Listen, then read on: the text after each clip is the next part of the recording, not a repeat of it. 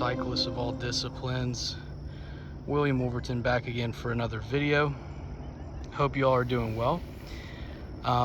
In today's video, which is long overdue, I'm going to be giving you all a long-term review on the 2019 Giant Trance Advanced Pro 29 version 2. And of course it just is the 2. But basically that model, when it came out, was about 5,000, I think, 4,500, somewhere in that range. It comes spec'd with carbon rims, which is actually really cool. Now I'm not running those right now. In all honesty, I have kind of a, what I like to call, training wheel set. I train with heavier rims, but the carbon rims, I'll go ahead and just, even though that's not on the bike, before I forget, I'll just give you my review on those. They're phenomenal. Actually, right now, those are on my 2019 Chisel. Great rims, very durable, very wide, and they're good multi-use rims. I've ridden them in the mountains, rooty, rocks, smooth, you name it. They're fast, they're stiff, but they're also forgiving. So really good quality rims. And I give those, I mean, I'd say a 9 out of 10. I mean, I'm really impressed with them. And I'm a heavy guy too. Right now I'm 255, so I'm down a little bit from what I was before. But when I first got the bike, I was probably 220, riding it pretty hard. So yeah, that's that on the rims. 9 out of 10 on those. Overall, the bike, and I'll just go ahead and give a number, and I'll kind of walk you all through why I give it the number I do. Like overall, the build, everything from top to bottom, I'd give the bike, I'd say probably an 8.5. We got a little visitor there. Hey, buddy. I'd say I give the bike a solid 8.5. Now, the reason why I give it 8.5 is because if it came with better components, and by components I just mean really the cassette, that's kind of my theory on it, and I'll dig a little deeper in that in just a second.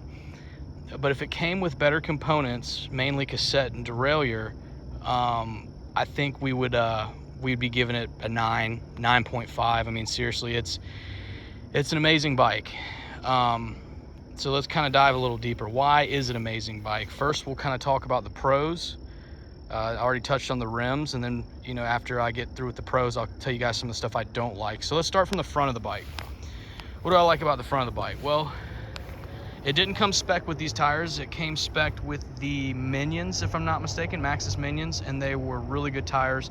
These are actually just some tires I got for free. Really good quality, ground control, just kind of a training tire for me. I'm running the on my full-on race wheels that, you know, came on this bike.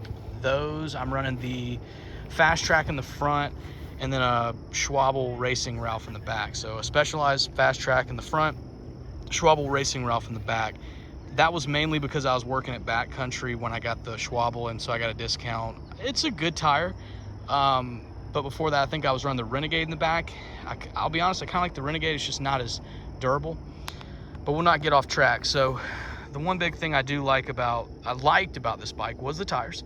They're really good quality. The grip was so impressive paired up with those rims that when you basically took turns at speed, and this is no exaggeration, it pulled the tire off the rim. They had so much grip, and actually it burped it, but it put itself back on mid turn, and you could literally tell because there was stuff stuck in between the tire and the rim like it had never been before, and of course I felt it burp when it happened. So yeah, tires were good that came on there, and the suspension's great. This one is the Fox Float 34. I debadged it because basically when I bought this bike originally, it was the red.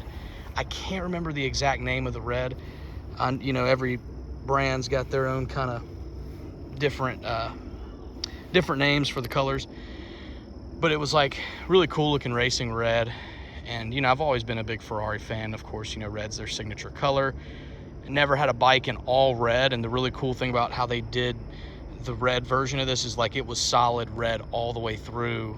Even the logos were red. It was just different tint. Man, I really love that bike. And I'll get into why I don't have that bike anymore, which is actually one of the cons that I don't like about, you know, this build, I guess you can say. We'll get to that in a second. But first, what do I like about the fork? Well, it's plush. It's relatively lightweight for how much travel it has, how big the stanchions are, everything like that. As you can see, this one is boost as well. You can run a 29er or a 27.5 plus. I've never run a 27.5 plus on this build. I may eventually, but I mainly do, in all honesty, I mainly do a lot of XC racing, and you'll kind of start to see some of the stuff that I have on it now and that I'm going to be putting in the future. You can definitely tell the build is more XC driven. So fork is great. I actually was not a big jumper. Like, I could hit jumps before, but I was mainly riding hardtails, and of course I had a full suspension. I could hit a little bit of jumps on that. It was a 9er Jet 9 RDO. But once I got this bike and you got the suspension dialed in, it was incredible. I never rode a bike that handled quite like this one did. And one of my big deciding factors of getting this trail bike against the, you know, Specialized Stump Jumper and all the other trail bikes in that category for a similar price is that this bike came with carbon rims, and it actually had a longer wheelbase. And I said, if I'm gonna go trail bike, I wanna have something that has a long wheelbase. It's got a very long wheelbase. I don't know it off the top of my head, but I know that when I was looking up the specs, it had a longer wheelbase than the Stump Jumper at the time. It had a longer wheelbase than pretty much every other trail bike in that category. So that was kind of one of the big deciding factors, was the rims and the wheelbase. But yeah, back to the fork. Really good quality, really durable. I have taken a spill on it once or twice, and it's not, I mean, it's not even scuffed. And I'm not even gonna say excuse the dirtiness. This is a real review, real-time review. I'll be picky on everything, so that if you are thinking about getting this bike, I know it's, you know, now they've got newer versions, but you know, there's tons of these on the used market. So if you are getting one on the used market, this will just be a good video for you, or just to kind of, if you're looking at the new one, you know, this is a long-term review of the old one. You know, they're going to only improve it in a lot of areas, theoretically. So fork's great. It's got a lot of good adjustment settings there. I mainly ride with it all the way open. It's got I'm trying to zoom in so you can see. It's got open and firm. I'll get you guys a better look at that from a kind of a rider's perspective if you're up here. So it's got open and firm. You know, if you want it fully locked out, you can have it here, and it's almost completely locked out. And you know, if you're kind of on the trail, like, it's not bumpy, a lot of people ride it there, and so on. I just leave it all the way open, because if I'm going to be on this bike, I want to be getting the full smooth travel. That's just me. That's just my preference. So moving our way around, the brakes are really good, honestly, as well. I don't know the exact version of these brakes, but they're SRAM quad piston. They are really, honestly, good quality. And I've been a hater when it comes to SRAM brakes, but these are pretty good. They're the Guide T's. So good quality, no complaints. I've been a Shimano guy for years, but they're really good. Another thing I really like about the bike, and this is not the saddle that came on it, my brother actually got this one, really good price on it. And the saddle that came on, a lot of people don't like. I really had no issues with it. It was a good saddle. I just wanted something a little bit lighter weight, and got this one. It was pretty comfortable. I mean, the saddle that came on is pretty dense. Saddles are those things, though, no matter what bike you get, you know, you may or may not like it. So yeah, that's that. Love the frame, love the geometry of the frame. Like I said before, long wheelbase. You know, we could get into depth on the geometry, but it's a good fit for me, you know. And that's one of those things I do recommend test riding any bike you buy, because you can go deep and talk about stack and all this different stuff and setback, but at the end of the day, like, it really boils down to how you feel on the bike. And you know, I'm like 5'9", 5'10"-ish in that range, and I went with a medium, and I'm sure I could have went with a large, because you can see there's quite a bit of seat post. And I'm sure some of you think, well, wait, that's not a lot of seat post. Well, it has a dropper, so there is quite a bit. And that's another thing I like, is the dropper post. It's very good quality. I have worked on, sold literally thousands of different dropper posts, every price point you can think of, from the cheap, you know, run-of-the-mill performance bicycle dropper post to the, you know, I think almost $1,000 Axis dropper post. And this is, I'll be honest, I'm impressed. I mean, it's one of the best and most reliable dropper posts I've ever had. I have not had to have it adjusted, have not had to have the cable replaced since I've had it. So it's an incredible dropper post, in all honesty. I mean, I give the dropper post a 10 out of 10. I really do. It does what it needs to do, and I've never really been a big dropper guy, but this one's phenomenal. Very reliable. So those are kind of the main things I like. You know, really, like, if I just had to sum it up briefly, like, the frame is just, it's a really good frame. And in terms of durability, I mean, I'm not going to say it's the most durable frame in the world, but it is durable for what it is. And we'll kind of touch on that durability in a second. Before we get to that, I'm just going to show you guys just some of the things that I did change. So when you get this bike, it comes with a short stem. As you can see, I've slammed it, cut the steer tube, because my idea when I got this bike was I didn't want to turn it into some extreme downhill bike. That's not what it is. It's a trail bike. It's not necessarily an XC bike. But when I started looking up the specs of how light the bike was, I was like, man, I could probably turn this into what everybody calls now a downcountry bike. And I wasn't even thinking about that at the time. At the time I got it, I wanted to have a full suspension that was capable, because where I race here in North Carolina, the trails are super rooty. And so I wanted something that would really just be able to handle the rooty trails, but also be light enough to still climb if I'm racing against people on actual legitimate XC bikes. And it does just that. I won the Body Armor State Games on this, and it's a really good bike. I mean, I can just say it's a really good bike. And some of the things I did to take the weight down was, of course, the tires. That took down a ton of weight. Then the handlebars. I went with Giant's Contact SLR handlebars, full carbon. Also with the Contact SLR stem, carbon stem. So carbon bar, carbon stem, took off quite a bit of weight, cut down the bars, because where I ride, there's not a ton of wide open trails. So having long bars around here really doesn't do you much good. It's kind of in my opinion, it really is a waste. You hear a lot of people like, oh, I need super long bars, I need super long bars. But then when you see the trails they're riding, they're clipping trees. It really doesn't benefit you unless you have the room to utilize them for high-speed descents. And I'm saying that not from opinion, I mean, I guess from opinion, but also just true experience. You know, like, I haven't just ridden in North Carolina. I've ridden out in, you know, Aspen, Snowmass. I've ridden all over, really, the United States. So I definitely can tell you that having long bars is an advantage when you have wide open trails that are manicured, and that's that. Another thing that's an advantage when you have wide open trails that are well manicured are these 175 cranks, and that's what comes on here. Now, these cranks they're durable, they're good. My only complaint is this: they're a huge disadvantage for where I ride and how I ride. In North Carolina, the trails are not wide open. They're not super well manicured, and what I mean by that is there's tons of roots. The roots aren't cut out, so you have, and in my opinion, shorter cranks are much more beneficial, especially if you have, you know, in some of the more mountainous areas where you have a lot more rocky terrain. You're going to need shorter cranks. And a lot of people say, oh, just be more mindful, or just, you know, this or that. That loses you so much time. Like, understand that point of view, but if you go through a rock garden and you're constantly having to have your pedals in a neutral position, which is that right there, it's actually going to lose you a lot of time, because you're having to gain all your momentum up to the rock garden, and then you're essentially having to coast through, as opposed to having shorter cranks that actually allow you to pedal through those obstacles without the fear of pedal striking. So that is one of the things on the build that I don't like, so we'll kind of get into that now. And you know, the rear suspension's great on it too. That's the one thing I forgot to mention, is that, yeah, it's got a lockout, it's got rebound adjustment.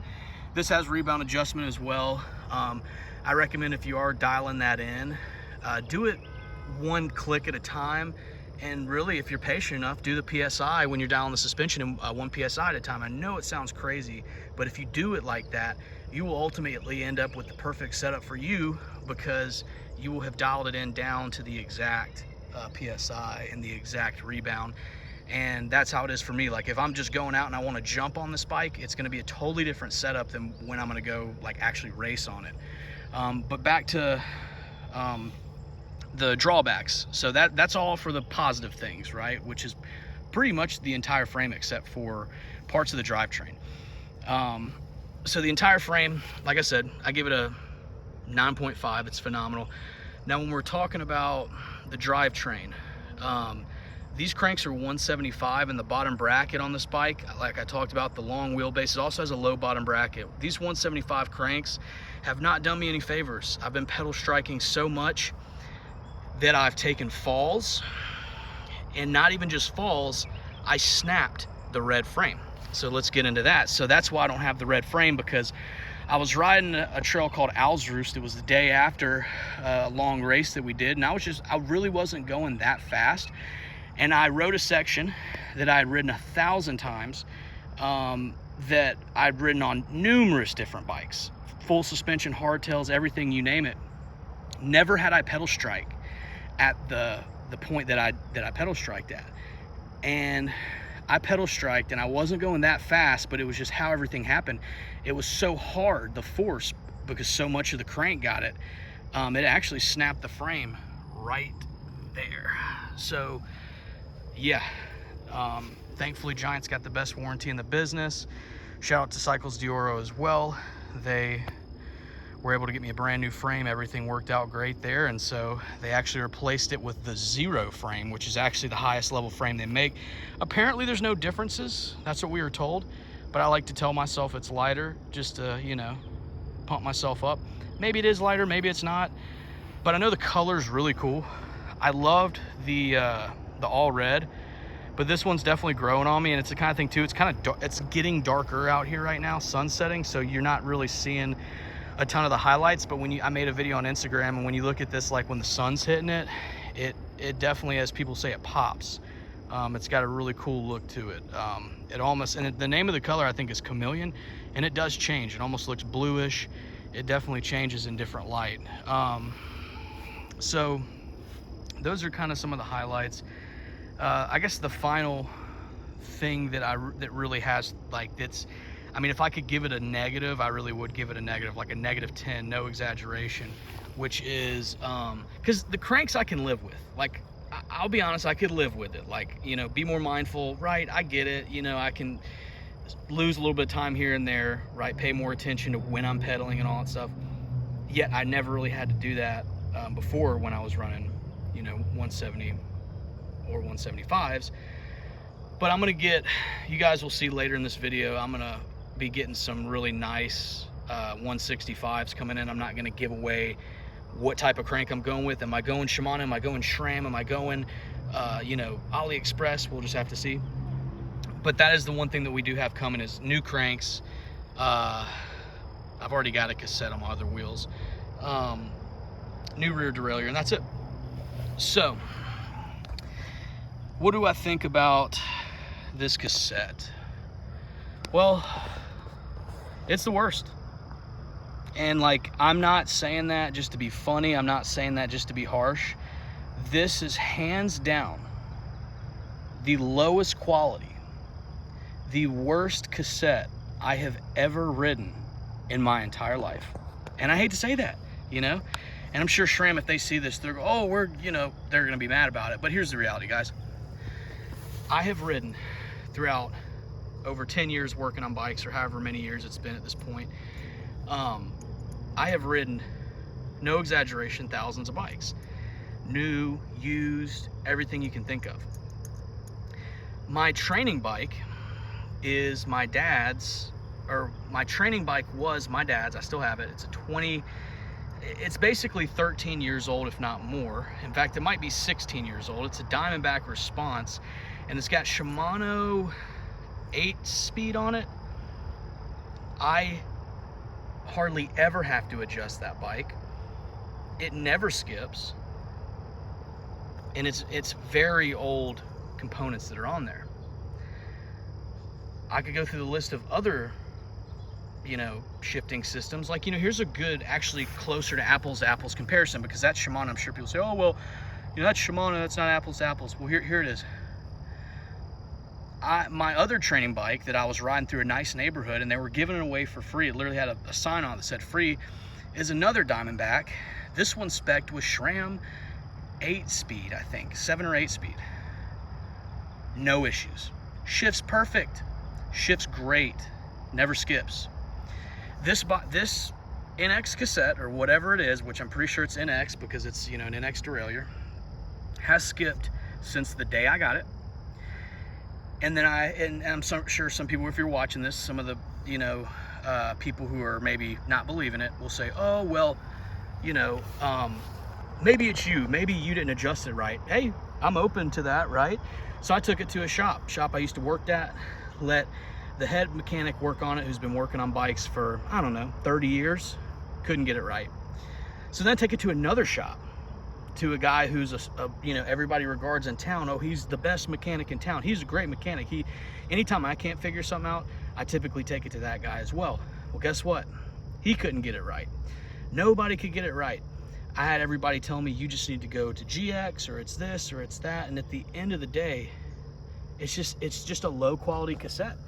It's a low quality cassette. And it really kind of ruined my image of SRAM, or my perception of SRAM, because, you know, you got a lot of people running SRAM stuff and like, oh, it's great quality, it's this, it's that. Yet I ride this and it came on a bike that's $4,500, $5,000, however much, and it cannot stay in a gear. It cannot stay in a gear. And I'm sure some people are thinking, oh, well, maybe it's just that particular cassette. I wish. I have a 2019 Giant, 2019 Specialized, this is the 2019 Giant. I have a 2019 Specialized Chisel, and guess what? Same cassette, same issue. So I started wondering, is it the shifter? Is it the derailleur? Is it the cassette? What is it? So I bought a Shimano Dior cassette, and guess what? No skipping. That's pretty interesting. And it's not even designed to run with this.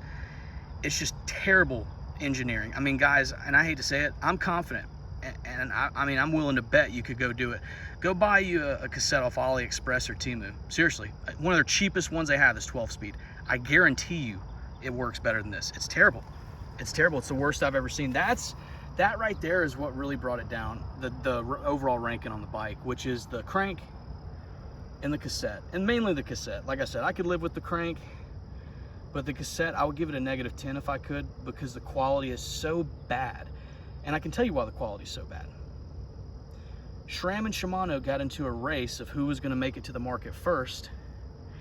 And it's like one of those things like, I'm going to see if I can get all my groceries before you can. Well, that's cool, but guess what? You're probably going to forget the milk. You're probably going to forget the bread. You're probably going to forget some of the important things that you need. So like rushing to do something that's important, that takes time, never ends well. And this is a perfect example. They rushed to the market. They wanted to be the first to get 12-speed to the market, and great for them, they did. And guess what? The quality is garbage. It's terrible.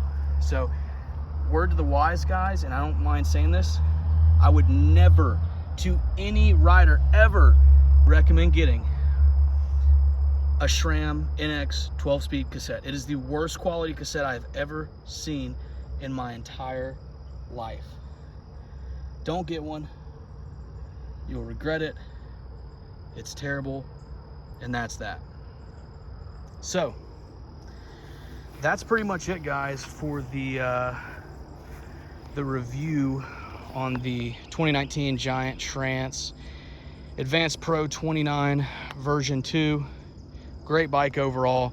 Like I said, the only thing I didn't like was the cassette and the crank arm, the cranks. Like I said, I can live with the cranks, can't live with the cassette. And so let's go ahead and get some nicer components on this, and we'll see if it solves my issues.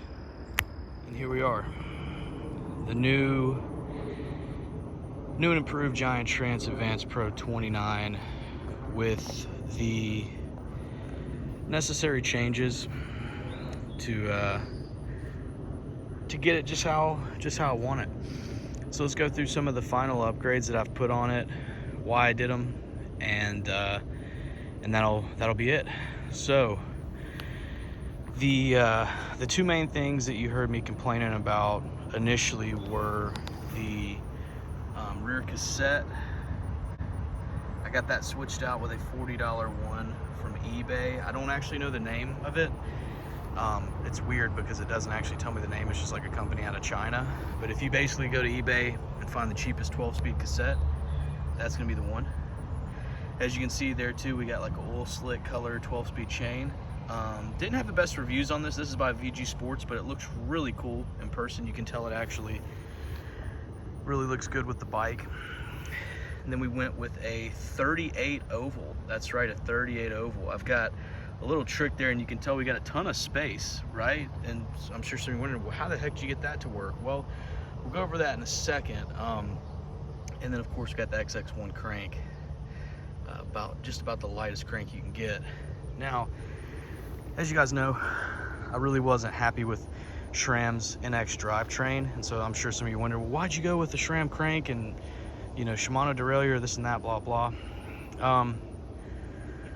I feel like SRAM, it's not that they don't make good quality components, I feel like they just dropped the ball when it comes to NX. Kind of like I said in the last video, I feel like they rushed to the market with some of the entry-level 12-speed stuff, and I just wasn't impressed with it at all. So, yeah, I just wasn't really big on it, but I feel like their XX1 cranks are some of the best in the market, so that's why I went with that. Of course, they're incredibly light as well. I'm interested to get this bike on the scale. One of the things that prompted all of these upgrades initially was the fact that when I bought this bike, keep in mind that I was originally on a fully rigid 19-pound mountain bike. No dropper posts, no suspension in the front, no suspension in the back, very lightweight bike. So coming from a 19-pound rigid to a 32-pound full suspension was a big change. All it took for me to get this bike sub 30 pounds was to switch out the tires, get the shorter bars, lightweight stem, and there you have it. The bike was it was either 28 or 27, somewhere in that range. With the upgrades that I've done to it, if I throw the carbon wheel set on it, I'm pretty confident that this bike will come in at around 25 pounds. I'm sure some of you are raising your eyebrows going, what? There's no way. You know, a trail bike with 130 travel, 25 pounds, that's unheard of. I think it can do it, I'll be honest. And so in the next video, I'll weigh it and kind of see where we're at, and we'll see if it actually comes in that light. But yeah, I'll keep you guys updated if it actually does. But yeah, so to kind of follow up on some of the final upgrades, we've got the XTR pulleys. Now those are actually cheap. I got those off Temu for nothing, next to nothing. And then from there, you can see we actually have the Temu bottle cage. That actually was $2. So definitely saved some money there on those components. But the 38 oval actually works. And in case any of you were wondering how I got that to work, I actually had to flip the chainring backwards. So you can actually see there's a ton of clearance. The manufacturer actually states you can't fit a 38 tooth oval on this bike, but it's been done. You can see it right there, a ton of clearance. The only downside is you do get some excessive wear right there. You can see on the outer ring if you're in the lower chain ring in the back, but aside from that, shifts incredibly smooth. So that's all I got, guys, on the final upgrades for the Giant Trance Advanced Pro 29. As always, make sure to like and subscribe, and ride safe. All right, ladies and gents, we are on to the final part of the video. Just wanted to show y'all something pretty cool, is that this is actually the original Giant Trance, the red one, that I snapped the frame. I'm actually keeping the frame. I'm not gonna get it repaired. As you can see here, I've got the Body Armor State Games medal hanging from it. It's a trophy for me. This is the bike, the very bike that I used to win the Body Armor State Games, which in some respects was the biggest race of my mountain biking career.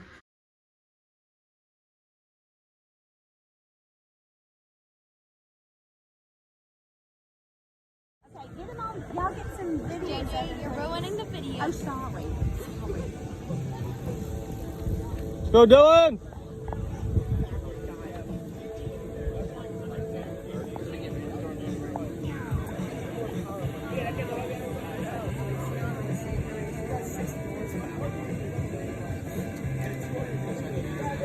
Way to go, Dylan! Yeah, folks. When I'm not And so it has some sentimental value. And just wanted to show you guys that. I thought it's pretty cool. You know, I still got that, and I'm gonna keep it for many years to come, hopefully till the very end. And just want to clarify a few things there at the end too, because I did kind of rush through at the end. I had some people watching me film, and you know, just kind of always, I'm kind of multitasking, you know, watching the people around me also, making the video. So basically, at the end there, I kind of rushed through and misspoke. So I said like something about, if I'm not mistaken, I think I said like, if you're in the rear chain rings or something like that. And as we all know, chain rings are typically in the front, cogs are in the back. And so basically what I was trying to say is if you're in the big cog in the back, and of course it's a 1-by, so there's only one chain ring in the front. If you're in the big cog in the back, there's a lot of cross chain going on, so to speak, you know, or at least it looks like there's a lot, you know, the chain is definitely kind of offset, and that's because the chain ring, it's like a cyclocross chain ring. That's the one thing I didn't speak on as well, is that in case you're wondering what brand of chain ring that is, it's a 38 oval Garbrook, and that's the 8-bolt pattern for the XX1. So it actually fit reversed, meaning I flipped it around backwards so that the offset was closer to the crank.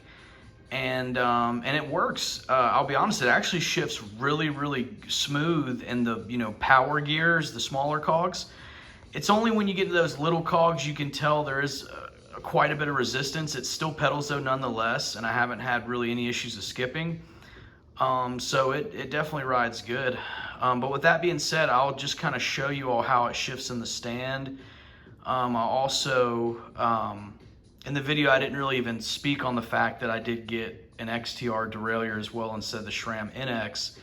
Everything shifts good, and I'll show you guys kind of how that looks in the stand, getting it adjusted and all that stuff. And I'll even do kind of a comparison with this chisel here on the right that I threw a Dior derailleur on there as well with a Dior cassette. And I think in the video I talk about how I'm not sure if it's a Dior cassette. I went back and looked at the box. It is in fact a Dior cassette. So Dior derailleur, Dior cassette. I'm sure some of you are looking at this going, wait, that's not the Giant Trance. Exactly, this is the Specialized, 2019 Specialized Chisel Expert. Now, if you're wondering why I have this bike in the stand and not the Trance, it's because I really want to show you all, just, you know, hypothetically, like if you did get a Trance and you ended up saying, well, I don't have the money to go XTR, I want to go Dior, you'd at least get to see kind of the shifting of Dior. And, you know, I will say it took me probably about an hour total to get it like hooked up to the bike and shifting pretty close to how I want it. You got to play with the limits on it, the high, the low, the B tension, all that stuff, and the cable tension. I will say XTR was easier to get set up and shifting how I like it. I know that I probably said earlier in the video there's no difference between XTR shifting and Dior. I mean, I will say in the past I've definitely felt differences, just like you'll feel differences between like 105 and Ultegra if you're on the road. I feel like XTR shifting is a little bit crisper, a little bit smoother. With Dior, kind of the same thing. It feels like XTR is a little bit smoother and crisper than Dior. It did take, like I said, it took me about an hour to get this all, you know, set up. The XTR didn't take any time. Now I will say this is a SRAM chain on a Shimano Dior derailleur and a Shimano Dior cassette. I think it's Dior. It could be SLX, but I'm pretty sure it's Dior. I've had it on the bike for a while, so I can't remember in all honesty. But with that being said, this is at least a closer comparison to NX. This is much more of a apples to apples comparison because, you know, SRAM NX is basically the entry level 12 speed for SRAM. I think maybe SX might be lower level. I can't remember. But anyways, Dior is definitely comparable to NX. So let's give this a shot. Let's see how it's shifting. The chain is too small, so you may see it get hung up on that biggest cog. But with that being said, an hour of adjusting this versus weeks and months of me adjusting SRAM NX, taking it to other people, etc., other mechanics as well. I just think this is a lot better already. So I'll show you all that. and that'll conclude the review. So let's take a look.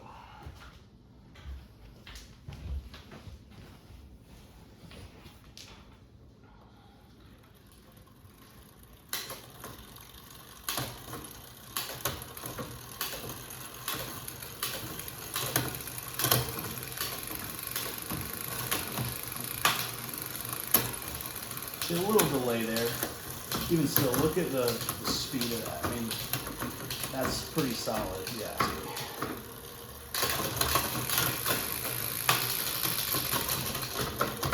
Not bad. Well, a little bit of a delay there. Let's check that again.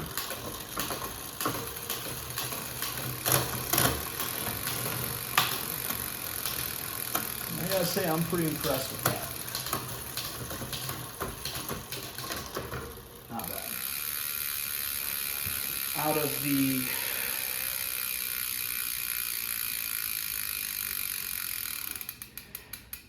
of the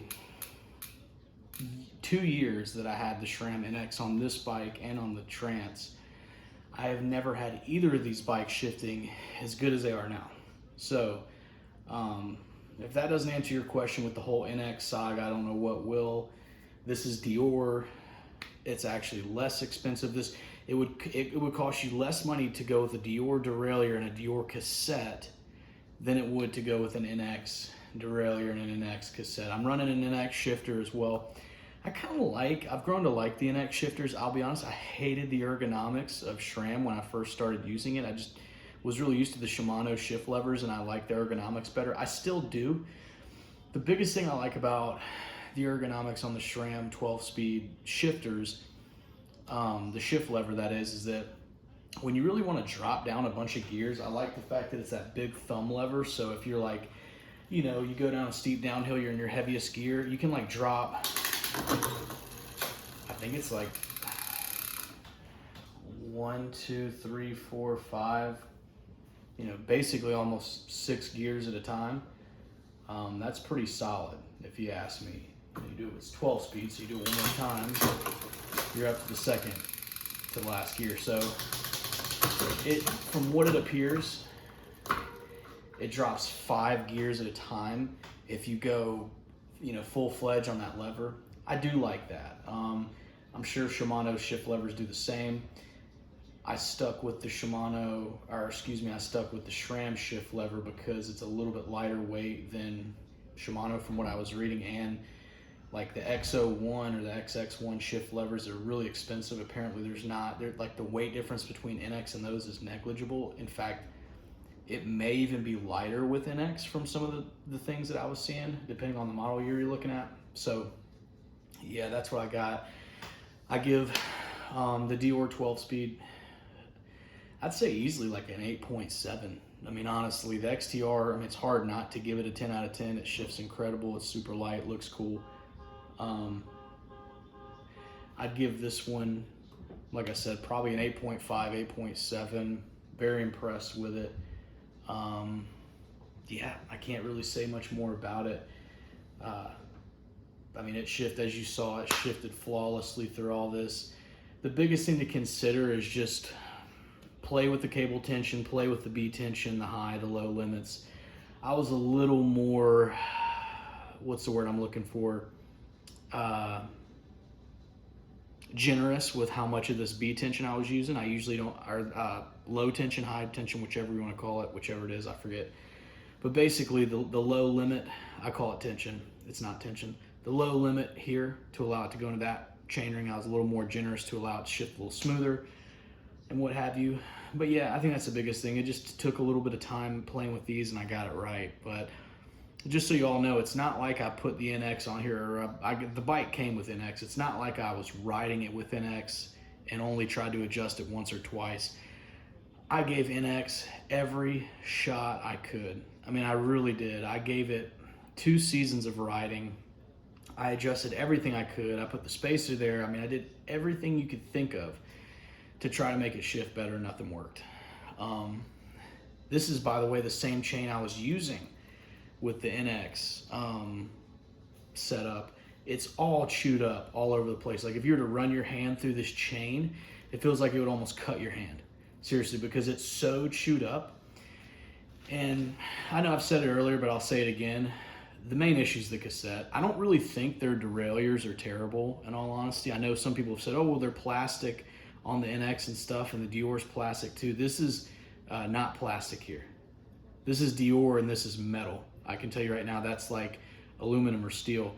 Now, of course, here on the Shadow clutch, there's a little bit of plastic, but even on the XTR, you've got a little bit of plastic there. This is not plastic, nor is that cage, nor is that up there. I don't really think the derailleur is the issue, even though I thought it was. I know the play was a factor. If you put a spacer behind there on the NX, you take that play away. I just think when NX produced those cassettes, they just went really, really, really low quality, because I mean, you can't put power out. If you look at the old cassettes on the video I posted, every single tooth on every single chainring is bent. So yeah, to me, unacceptable. I mean, it just is. I'm not hard on any of these bike companies when it comes to their stuff, but that is unacceptable. It was so unacceptable. It was so frustrating. It made me actually never want to buy a SRAM product again. And that's terrible, because SRAM does make really good stuff. I love this shifter, the lever. Shifter's great. I love the crank set that I got on my Trance. So SRAM makes good stuff, don't get me wrong. It's just when it comes to NX, they really they took a lot of shortcuts on that cassette. They just did. It's not worth $80-something, however much they're charging, when you can get a Dior cassette or even an XT for like $90. 90, I think 98, something like that. So just keep that in mind. So that's that. The overall number, if I were to rank the Giant Trance Advanced Pro 29, I think I already told you all, I give it like I think it was like an 8.5 or something like that. When you replace stuff, right? Like if you upgrade the brakes, if you upgrade the cassette, the derailleur, the cranks, you can easily give it a 10. I think the frame geometry and the suspension on it is great. It's the best I've ever ridden. I've ridden more expensive frames and more expensive suspension setups. The dropper post is outstanding for the price that it is that comes on the bike. I've ridden, like I said, much more expensive dropper posts, seen more failures, more adjustments have to be done. I've had that dropper post on the bike quite a while. Don't use it a ton, but I do use it.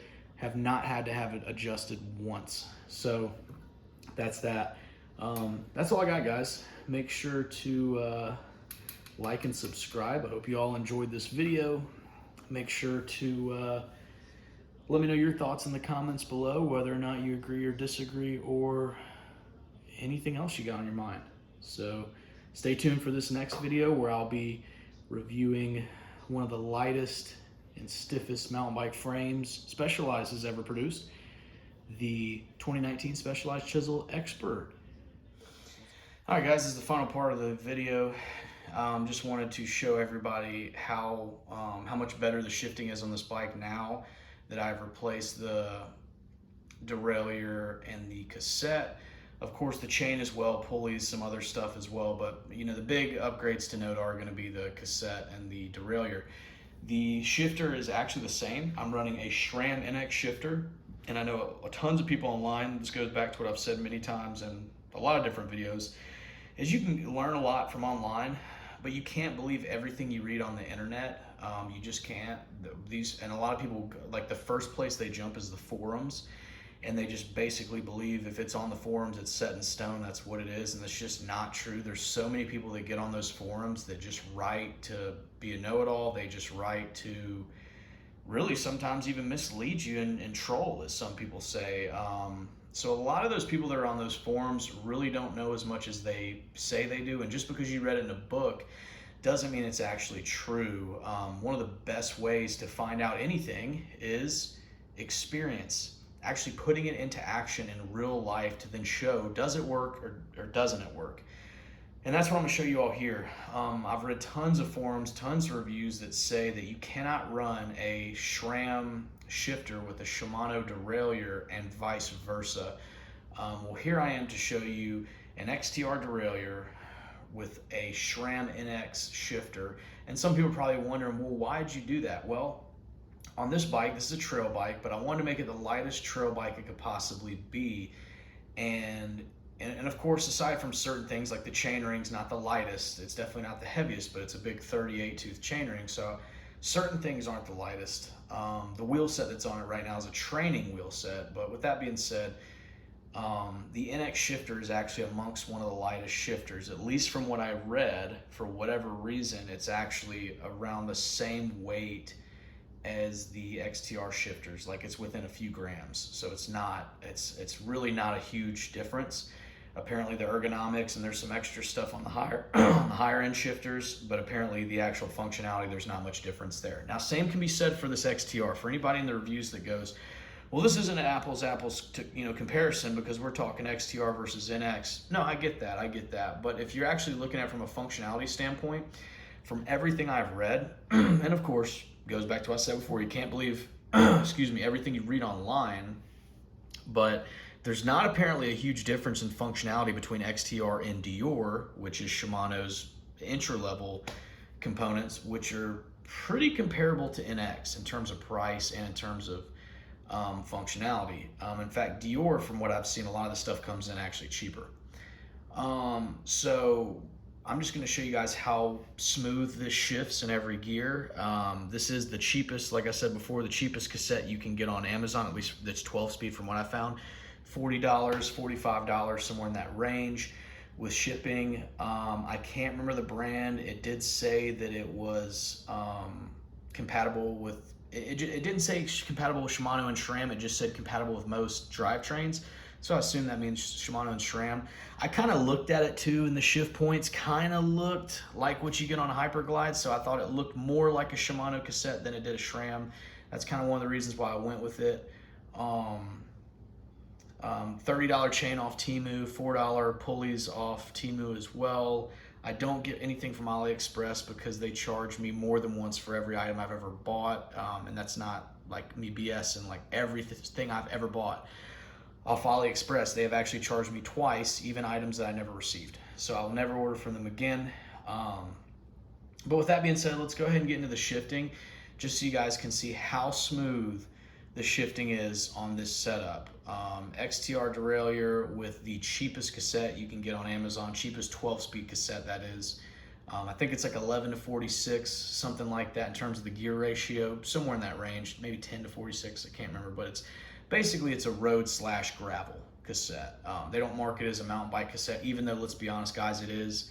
When we started riding one bys, I don't even think we had 46 tooth cassettes, back in the day when we started riding one bys. A lot of it was like 32 or something like that. So plenty of gears to run one by. With that being said, it is a training wheel set, so I'm not going to be running this wheel set when I race. This is actually what I train with. A little bit heavier, not as many gears. So that's what it is. But yeah, let's go ahead and get into the shifting just so you all can see what we're looking at. And I'll do some slow shifts first, low speed shifts, just to kind of simulate that ride in the park, and then we will go with a little more high RPM sprint shifts to kind of simulate that race situation, just to make sure it goes through all of them smoothly.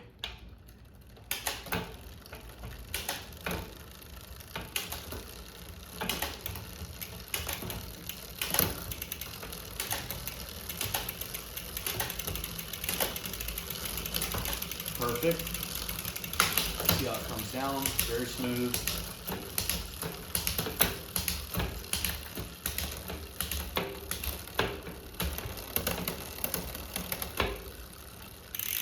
A little bit of a delay in that last gear. No big deal though, that's still a day and night difference of what it was with NX. And just me kind of being picky there, that little delay you saw, that's actually because of how I have the limit screws adjusted. Kind of a little trick I do, and this isn't for everybody. Everyone's, how they like to tune their bike up is different. But there is something that nobody will tell you. You won't read about it online. I haven't heard any forums, seen any videos about it, is that these limit screws basically hold the bottom part of the derailleur from going too far out or too far in, or vice versa, depending on however you're looking at it. And there's microscopic wear that happens on the inside of the derailleur as well as those limit screws. So One of the things to consider is that I actually like to go a little bit further in with those limit screws versus a little further out, because if you're a little further out, the repercussions are much worse. You can wreck, you can tear up your frame because it overthrows the chain gets stuck between the cassette and the frame, or it gets overthrown between the cassette and the wheel and destroys your spokes. So that's why I actually like to go a little bit further in with the limit screws versus out. I would rather it take a little bit longer to get into a gear versus, you know, it going too far. And the reason why I like to do that is because there's that microscopic wear I talked about, where every time you're shifting, you're gonna get a little bit smoother, a little bit quicker shifts going into the highest gears or the lowest gears, whichever one you wanna think of it as. And I'm sure you guys will see here, the more we run through the gears, the faster it's gonna go into that one and the faster it's gonna go into this one, because I have it tuned basically at a point to where it'll let you go into it just enough. But once we ride it more and it wears down the tip of that screw, as well as the inside of the derailleur, you'll start to see a little bit smoother shifts. But now, so you guys saw kind of how well it shifted, just that kind of ride in the park pace.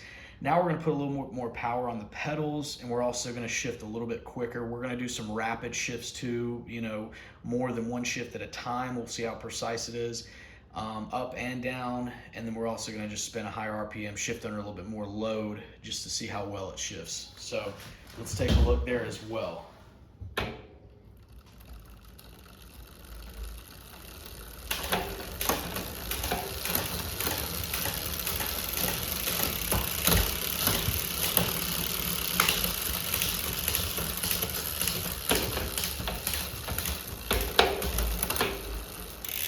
As you can see, it was already shifting down into that lowest cog a lot quicker.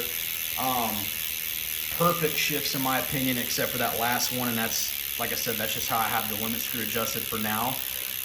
Going up, it might have looked like it took more than one shift to get up there. I didn't fully push that lever in.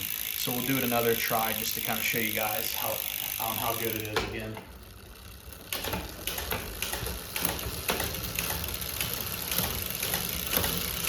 Perfect.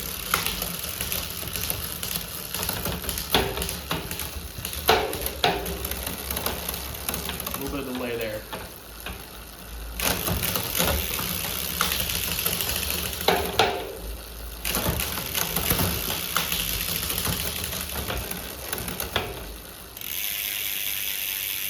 Not bad. I probably could take just a tiny bit out of that high screw. I forget which one it is. There's the high and low limits. I could probably take just the tiniest bit out of that and it'll shift in a little bit smoother. I might end up doing that. We'll just see. I just adjusted it just a few days ago and I'm just now kind of really running through the gears. We'll give it a few more tries. But already I can tell you, even if like that's the delay it had, even if it had that delay in every gear, it's still way smoother than it was with NX.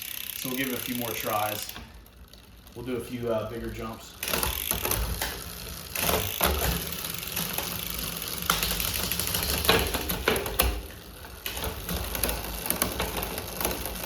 Yeah, I could probably, oh, almost spoke too soon.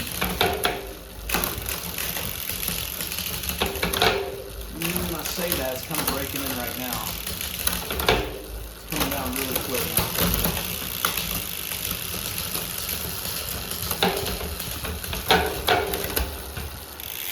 You see what I mean? It actually started to shift smoother at the end there. Sometimes just that little bit of force on that bolt and also on the inside of the derailleur will kind of wear it in enough to where it actually shifts a lot smoother. So give it a few more tries.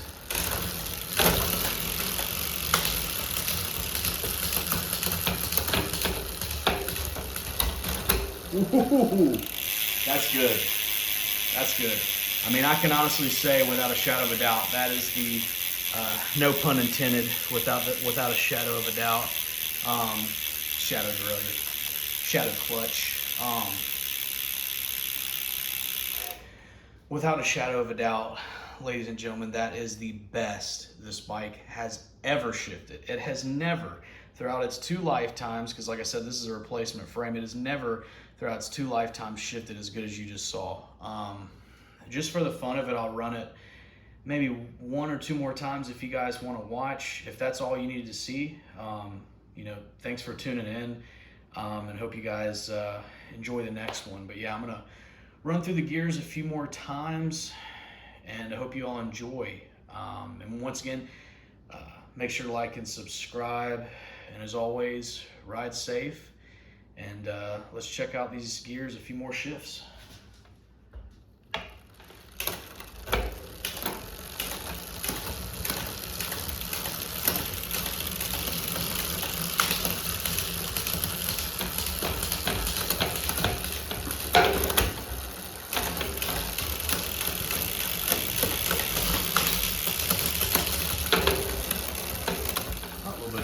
A little bit of a delay.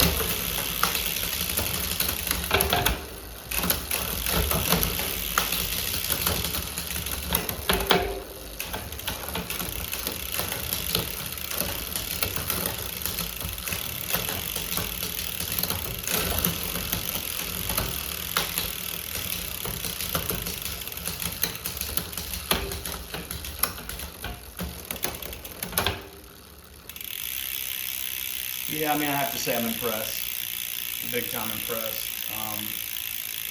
I'm going to leave the limit screw where it is because I know it's going to break in. With those harder shifts coming down like that, it's gonna force that limit screw, just the tip of it, to wear in a little bit, as well as the inside of the derailleur where it's pushing on it. So we'll leave it where it is.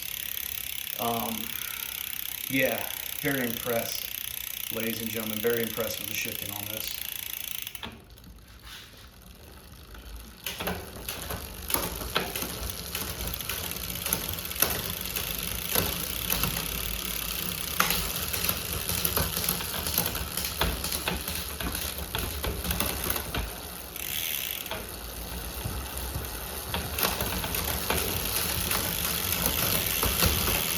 Dang, that's good.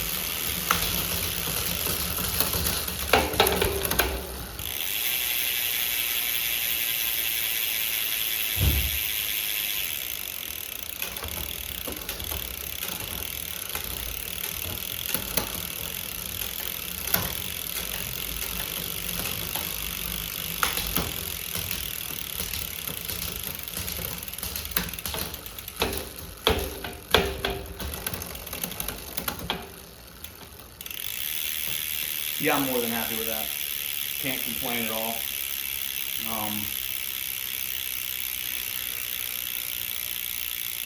And that's definitely some aggressive shifting, and as you saw, it went through it really smooth. I mean, kind of the only thing I didn't do is like the blips up and the blips down. You know, like sometimes you're hitting some undulating terrain and stuff like that, and you know, you may want to shift up a few gears.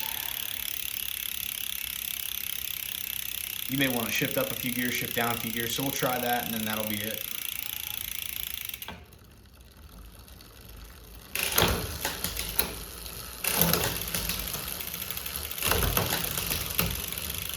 I mean, that's really smooth.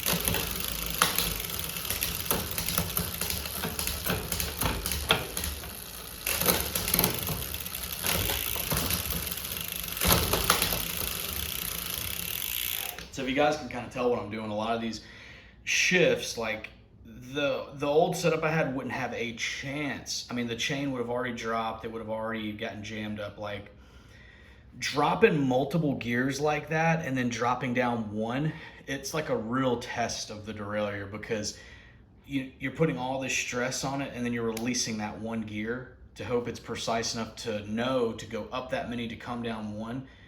I mean, I have to say it's impressive, like how precise the shifting is on this. Keep in mind, ladies and gentlemen, this is not an XT Dior, or this is not a Dior cassette.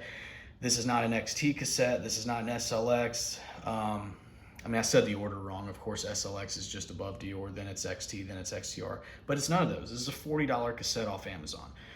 You have to imagine that if we're running, you know, an actual Shimano Dior cassette, which is on my other wheel set, the shifting's probably going to be even smoother. And then if we're running XT, probably even a little bit smoother than that as well. So yeah, a few more shift runs and that'll be it. I hope you guys enjoy.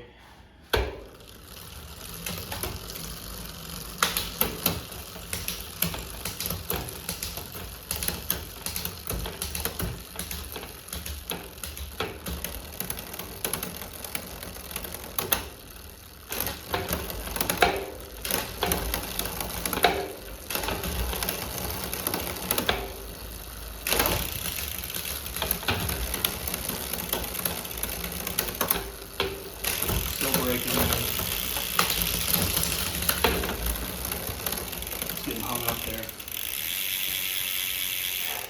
I'm still on the fence. I mean, I probably could do like not even a quarter turn on this limit. I forget which one it is, which one's a high and low. I forget, but basically I could probably do less than a quarter of a turn and it would solve that issue. So I might end up doing that. Or I might just run through a few more shifts and let it break itself into where it shifts just perfect. Cause it's just, I mean, it's just that close to where it's shifting just how I want it.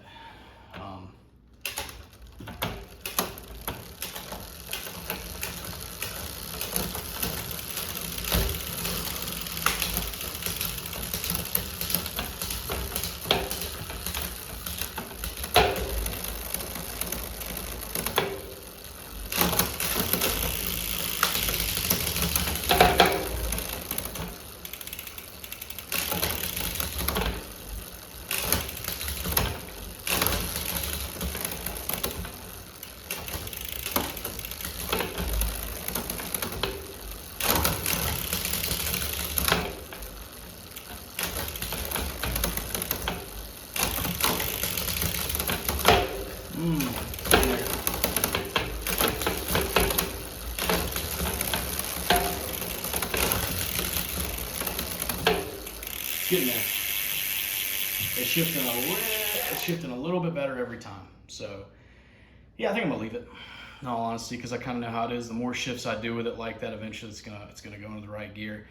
But yeah, that's all I got, guys. Hope y'all enjoyed that.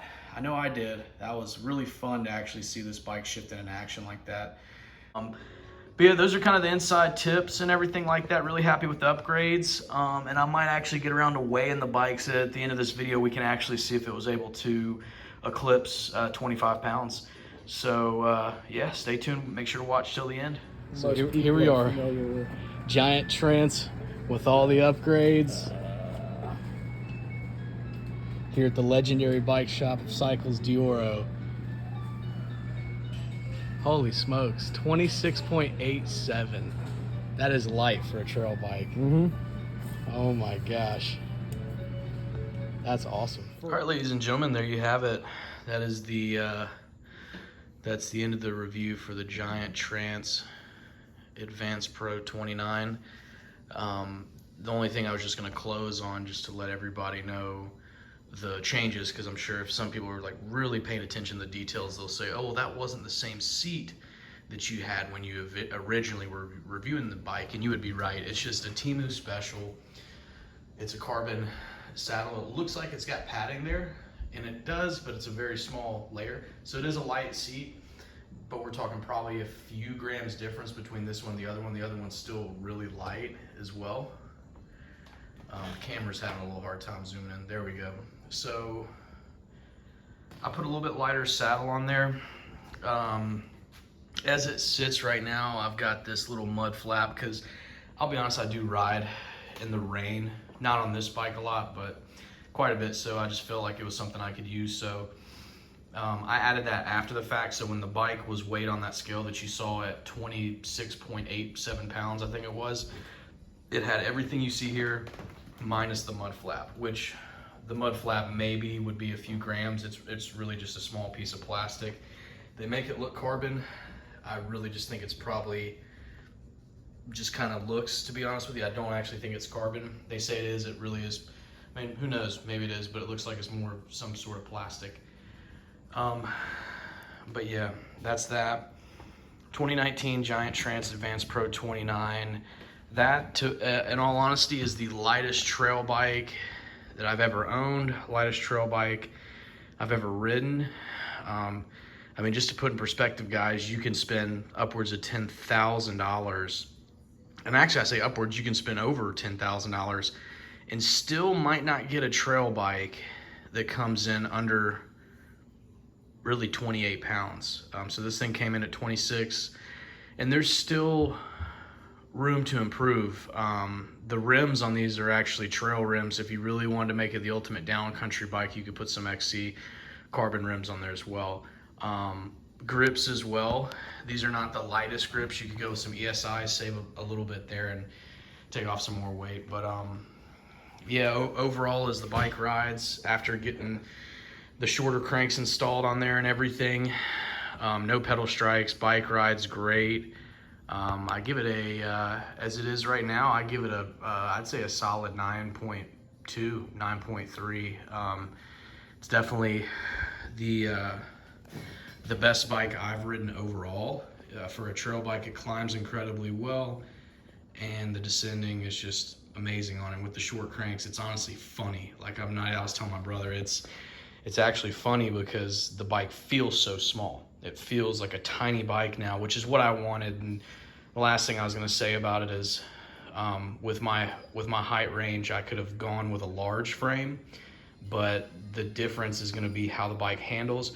I wanted to have more of that compact XC feel versus getting a larger bike that might be more stable on certain things. I'd rather have something a little bit smaller that I can throw around. So that's actually what I went with.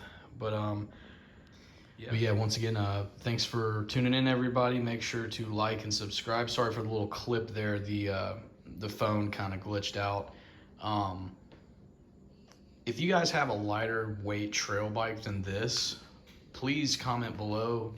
Let us all know what it is. Let us know your thoughts on it. And yeah, that's all I got. Thanks again, everybody. Ride safe.